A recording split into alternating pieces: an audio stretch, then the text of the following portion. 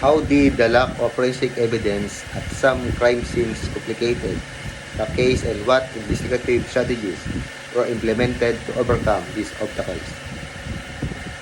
The answer is the lack of forensic evidence at some crime scenes complicated the case by number 1, limited leads. It means insufficient evidence made it challenging to identify suspects or reconstruct events. Number 2, difficult in linking evidence.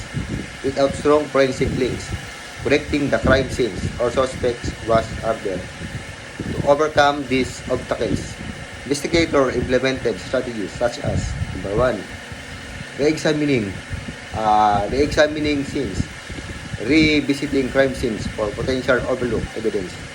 Number 2, advanced technology, utilizing cutting-edge forensic techniques like DNA sequencing or digital forensics. And number 3, intelligence gathering, collecting and analyzing intelligence from various sources, including witnesses, surveillance, and databases. Number 4, collaboration, working with experts from various fields such as forensic science, psychology, or digital analysis.